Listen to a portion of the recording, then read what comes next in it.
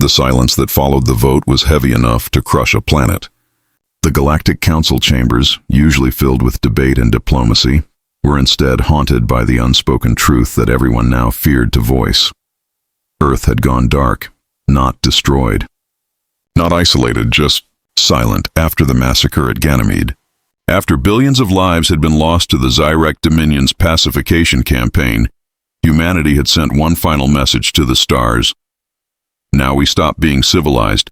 And then, nothing.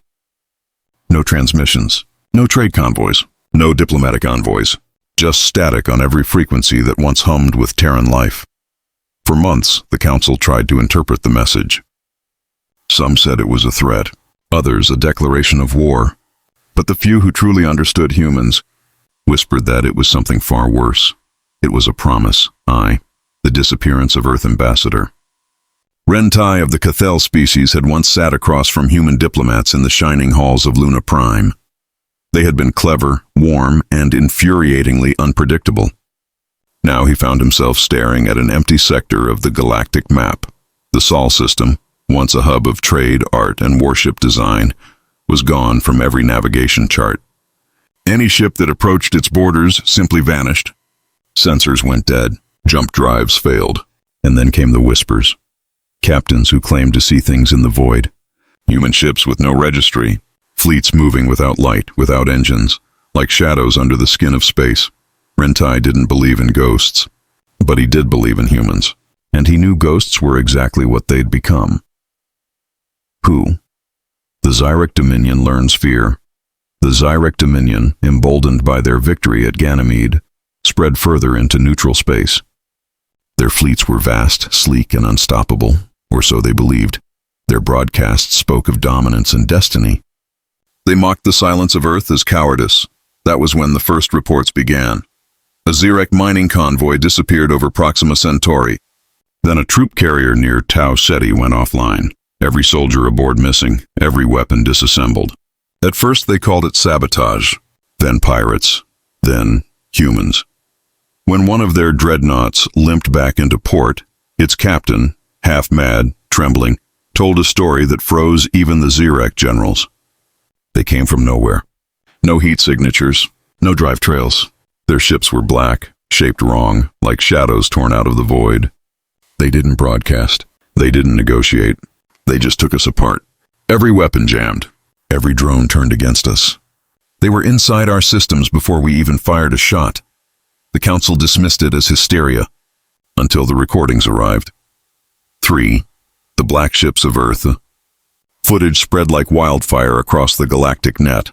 A Zyrek fleet of 200 ships, burning bright in ultraviolet colors, met something in the dark between stars. Something silent. Something human. The Terran vessels bore no insignias, no registry codes. They looked alive, organic almost, ships covered in black armor that drank in light. They moved like predators, slipping through sensor shadows. The battle lasted exactly 2 minutes. In that time, the Zyrek fleet vanished. Their final transmission was a single human word, spoken through static. Retribution. The Council panicked. Peace envoys were dispatched. Apologies were drafted. Treaties rewritten overnight. But Earth did not answer. Human colonies did not respond. Even their allies, the old Terran protectorate worlds, had gone dark, vanishing one by one as if being drawn into some silent, invisible net. 4. The Council's decision months passed. Systems trembled. War broke out in sectors that once thrived under Terran oversight. Without human presence, the fragile balance of the galaxy began to crumble. Finally, the Council convened a crisis summit.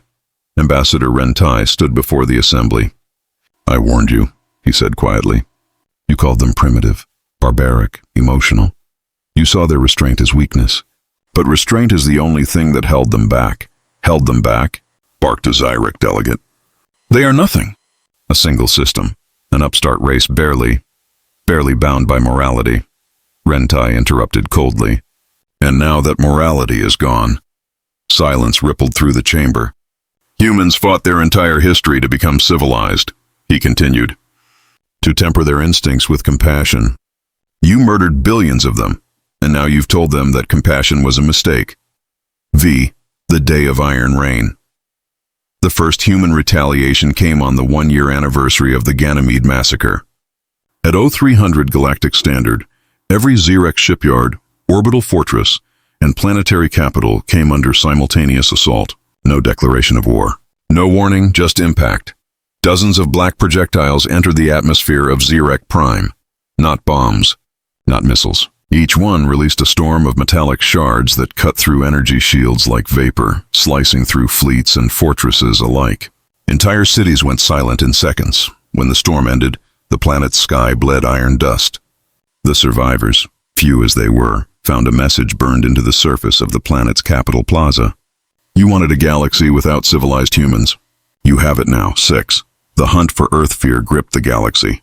Every power block began searching for Earth, not to attack, but to beg. The Tall Federation sent fleets with offerings, resources, medical aid, peace treaties written in Terran languages. None returned. The Vraxi sent a fleet of explorers armed only with hope. They found the edge of the solar system. They found wreckage, alien ships torn apart, suspended in orbit like museum pieces. And they found Saturn's rings, rearranged into a perfect message visible even from orbit. Humanity remembers. That was the last transmission from the Vraxi 7th. The Princess of Lithera, one of the few who dared speak publicly about peace, was Princess Meryl of Lithera, a 22-year-old diplomat raised on human philosophy. She broadcast a message galaxy-wide, her voice trembling but resolute. To the people of Earth, if you can hear this, know that not all of us are your enemies. We mourn with you. We remember Ganymede, please. Come back to the light. Her words went unanswered. But 3 weeks later, a single object appeared in orbit above Lithera, a small satellite. It projected a single holographic image across the capital, the Terran flag, draped in black, and beneath it, the words, "Some lights are not meant to return." 8. The fall of the Dominion, the Zyrek Dominion, desperate to reassert control, launched its final offensive, 5,000 ships strong, targeting human shadow fleets wherever they could be found. They found them near the edge of the Orion Rift. What happened next would later be called the Night of Ashes. Observers described it as the sky itself tearing open. Human ships, black, silent, moving faster than thought, descended like falling stars. The Zyrek fleet vanished in under 20 minutes. The last surviving transmission showed a human soldier standing on the bridge of a burning Zyrek dreadnought, holding a single Terran flag in one hand and saying softly, "Now, we stop being civilized." Then the feed ended. The message to the galaxy 4 decades after. The galaxy lived in fearful quiet. The council disbanded. The Zyrek Dominion ceased to exist. And human ships, those few that still appeared, never spoke, never negotiated. They arrived when injustice burned brightest and left only silence in their wake. But one day, almost 50 years later, a signal was detected. It came from the direction of Sol. No words, just coordinates, and a single Terran phrase embedded in the carrier wave. We remember who we were. The coordinates led not to Earth, but to Ganymede. There, at the site of the original massacre, stood something new. A vast orbiting station, not military, not industrial, a monument. When explorers approached, it allowed them to dock. Inside, they found statues, not of heroes or soldiers, but of civilians. Men, women, and children, immortalized in light, and beneath them a plaque in 1,000 languages. We were civilized once. We can be again, but only when justice is done. X. The Returnant was the beginning of a new era. The surviving species of the Council, chastened and scarred, began to rebuild, not out of fear, but out of understanding. Trade resumed. Cooperation bloomed again. And slowly, carefully, the humans began to return. Their ships carried emissaries once more, though their armor still gleamed black. Their diplomats spoke softly. Their captains carried scars from a war no one dared name. When the new Galactic Council reconvened, a single human representative entered the chamber.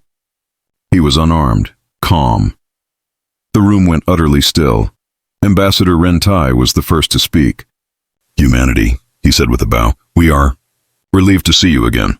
The Terran nodded once. "Then remember this," he said quietly. "We stopped being civilized once because civilization forgot what it meant. Don't make us remind you again." And with that, humanity returned to the stars, older, quieter, but stronger than ever. A race forged in grief, tempered in silence, and reborn from the ashes of restraint. Epilogue: The whisper in the dark inn. The cold void beyond the rim. Scavengers sometimes speak of seeing lights, black ships moving in formation, accompanied by a faint whisper over comms. Most dismiss it as ghost stories, but those who listen closely swear the whisper repeats a single line, over and over, like an oath remembered across centuries. Now, we stop being civilized. And in the silent depths of the galaxy, that whisper became legend, a warning. It started as a whisper, a flicker of static in the global network feed. Then the broadcast spread across every channel, hijacking screens, hollows, and even orbital displays above the world. The footage was raw, unedited.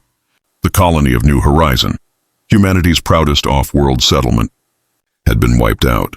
The feed showed the colony's last moments, children screaming in the hydroponics bay, soldiers fighting in vacuum suits, buildings burning under violet plasma fire.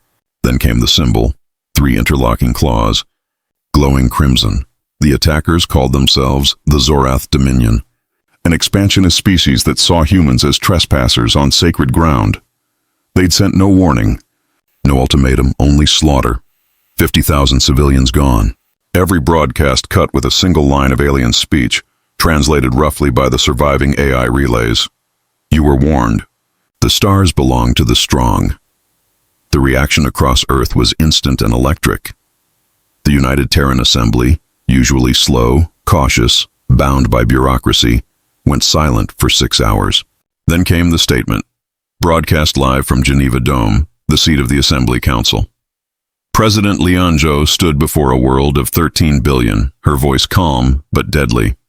Today we were reminded what the galaxy thinks of our civility. They mistake restraint for weakness. They mistake peace for fear, and so we will remind them what humanity truly is when we stop being civilized. The speech was followed by a single directive from the Terran Defense. Network, Operation Black Sun, status authorized. For the first time in 2 centuries, Earth went to war, middle.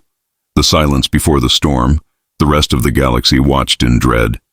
For decades, humans had played the role of mediators, builders, traders, explorers. They'd joined no empire, signed no military pact. Their fleets were small, their colonies peaceful. Many thought them harmless, but they forgot one truth. Peace had never been humanity's natural state. It was a choice. In orbit above Luna, shipyards blazed with light.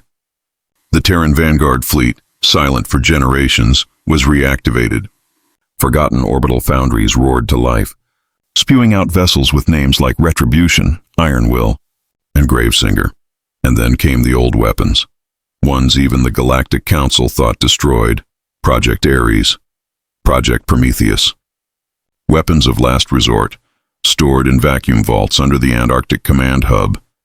The kind of weapons that didn't just end wars. They erased civilizations. Within weeks, Earth's night skies shimmered with trails of launch burns. Fleets of warships disappeared into FTL lanes. No official statement followed. No warning. No call for truce. The galaxy whispered, "The humans have gone dark." Middle, Part 2. The Dominion's triumph in the Zyrek Dominion capital. The victory celebrations had lasted for days.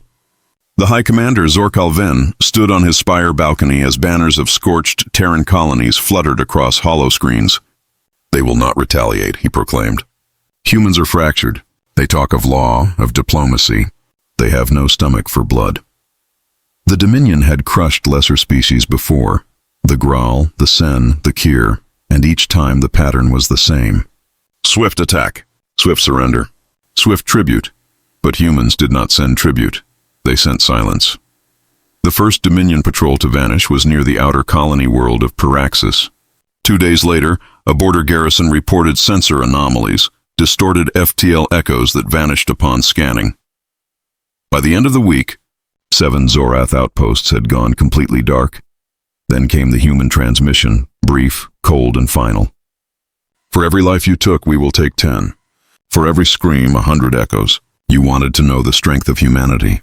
You're about to find out," the Dominion laughed at first. Until the night sky burned. Climax. The humans stopped being civilized.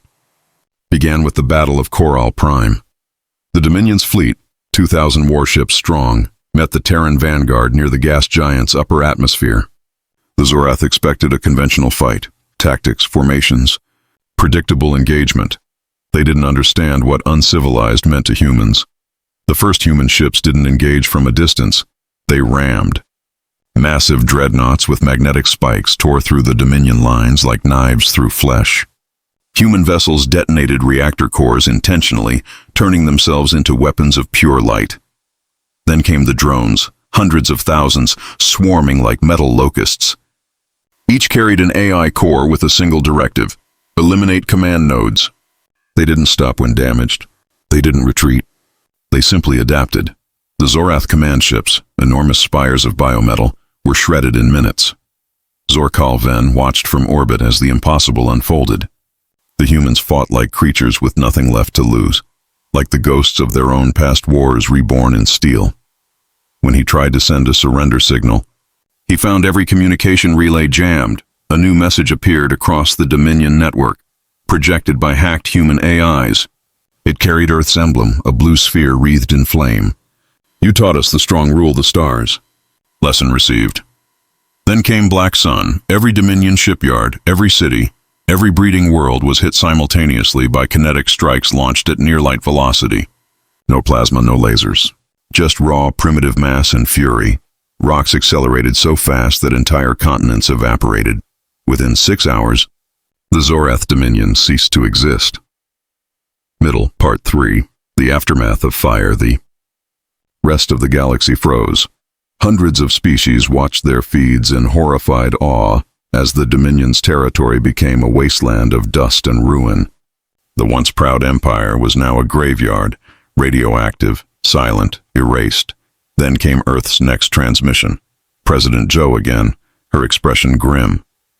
We have concluded our response. The Zorath Dominion has been neutralized. Let this be clear. Humanity did not seek this war. But we will never again tolerate slaughter under banners of arrogance. We have been patient. We have been peaceful. But if you call us monsters, we will show you what monsters we can be. The feed ended. The stars went quiet. For the next year, not a single fleet crossed Terran borders. The Galactic Council convened in panic. Dozens of species submitted peace treaties to Earth unprompted. Even the predator races, the Var and the Ziri, sent envoys, offering reparations and alliances. But Earth refused tribute, refused occupation. Instead, they did something no one expected. They rebuilt New Horizon. From the ashes of the Massacre, they raised a city of light, its streets lined with the names of the fallen. And above it, in orbit, they placed a memorial satellite broadcasting a single message across every frequency. We remember. Ending. The return to the stars decades passed. Children born after the war learned of it as history, the time when humanity reminded the stars who they were. The phrase, "now we stop being civilized," became a proverb, etched into the Terran fleet's code of honor. But humanity didn't stay vengeful. Once the fire cooled, they returned to what they did best: building, exploring, understanding. And yet, the galaxy never forgot. Whenever human ships entered orbit, even hostile species lowered their weapons. Trade routes opened. Diplomats bowed, because the memory of Black Sun lingered like a shadow at the edge of every sensor screen. One day, deep in the Perseus Reach, a Terran exploration ship, the Artemis Dawn, found a derelict beacon floating in the void. It carried a message in an ancient Zorath dialect. We were wrong. Strength is not in domination, but in endurance. If you find this, tell Earth, we finally understand. The captain of the Artemis Dawn forwarded the message back to Sol Command. The data archives recorded it under a single category: proof of lesson learned. Later, in the Hall of Nations on Earth, President Joe's great-granddaughter stood before the memorial flame of New Horizon. We were civilized once, she said softly. Then we remembered what we are. Civilization is a choice, not a cage. And when peace ends in blood, humanity chooses to stand, not kneel, outside. The Terran fleet drifted silently among the stars. Thousands of ships bearing the crest of a world that would never again be underestimated. For all their wrath, for all their vengeance, humans had become something more than conquerors. They had become the balance, the unspoken law of the galaxy. the keepers of peace through fear, the architects of both mercy and fire. Epilogue. The whisper in the void centuries. Later, in the archives of the Orion Conquered, historians debated humanity's legacy. Some called them saviors, others tyrants, but all agreed on one thing: the day Earth stopped being civilized. The stars became civilized in turn, and somewhere, deep beyond mapped space, a forgotten beacon continued to whisper through the darkness. They thought we were weak. They were wrong.